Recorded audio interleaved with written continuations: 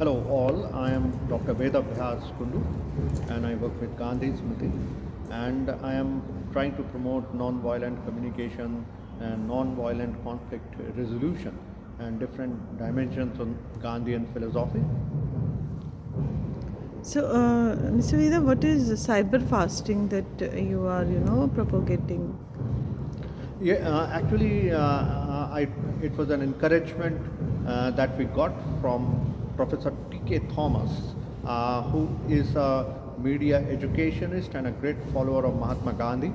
On the 148th birth anniversary of Mahatma Gandhi in 2017, he came up with this idea of cyber fasting. Uh, we are all, every one of us across the world, are concerned about the internet addiction, mobile addiction, and addiction to different electronic devices by people of different age groups. In fact, it has been called or termed to be a global health pandemic. In that context, Professor Thomas felt that as a tribute to Mahatma Gandhi and as a tribute to Mahatma Gandhi's fasting, uh, we should try to promote cyber fasting as an alternative to this whole way in which people are addicted to these electronic devices and the internet devices. So that was the main idea or the encouragement. It was a great idea, and I thought it would be nice to take this idea to people of different age groups around the world. So in that context, I've been trying to motivate people to do cyber fasting at some point of time around uh, around the way they want to do.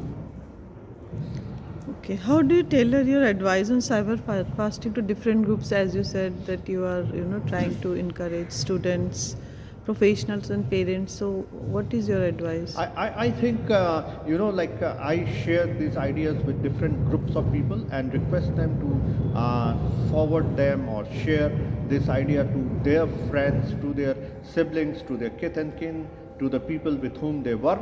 I feel that there needs to be a mission, a campaign across, not just across the country, but across the world to popularize this idea of cyber fasting.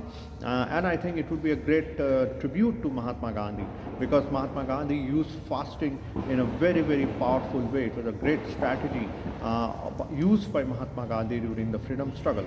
So in today's world, using that whole idea into the context, we could try to see how we can initiate or motivate or encourage people to keep off their mobile, keep off from their internet and the social media for some time at least. Possibly it could start, say, in a week. You spend at least some hours of your time without a mobile, without internet, using the internet. Then it could come down to, say, a single day. Every day, say, sometime at least you keep off of your mobiles and internet. There is general perceptions which is now growing up that mobiles, internet connections help us to connect to many people, and it helps us in reducing social isolation also, which helps in bringing down those depression cases also. So, do you see any potential downsides or risk associated with No, cyber no, no, not fasting? at all. In fact, I can tell you, like, when we are addicted to mobiles or the social media or the internet, it leads to loneliness because we are not connected with people. We are not connected to with human beings. We are connected to a mobile device. So we start disconnecting with people, with friends. Instead of meeting them physically and talking, we are actually moving to a mobile device, and all the communication that happens through these mobile devices, that heart to heart, the soul to soul communication is missing, and that is one of the critical area.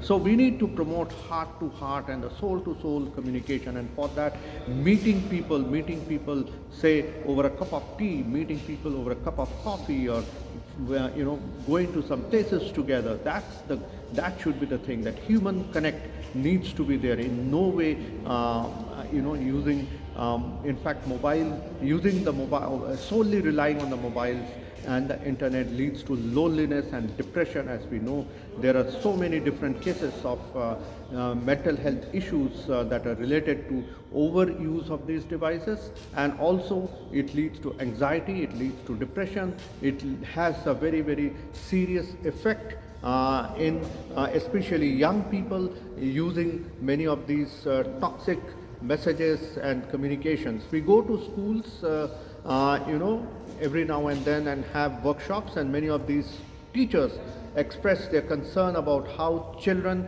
are learning very, very wrong kind of language and words, abusive words and languages, which they think they are the new normal.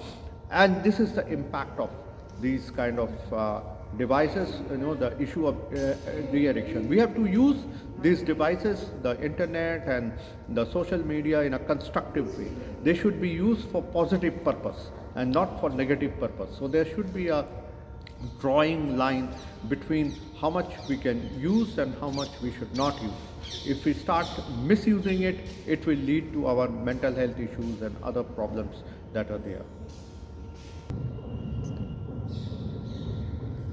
Do you personally practice cyber fasting? If so, how does it impact your own mental well-being? Or at your home also, are you encouraging your family members? Or Yes. I keep on telling my son that he must practice cyber fasting. Also, I many times keep off my mobile at a safe distance so that I'm not lured or attracted to use it and get fidgety.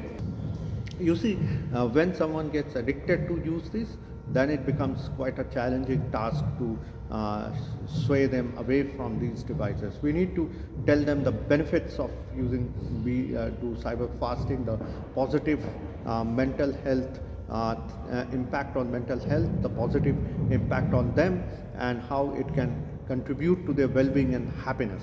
You can be joyful if you are away from mobile for some time or internet for some time and spend quality time with your friend or a kith and kin. so, what is your advice to younger generations? That they should try and see how much some time or the other during the course of the day, or at least once in 2 days, they should by any means try to practice cyber fasting. Okay, thank you, Dr. Ved.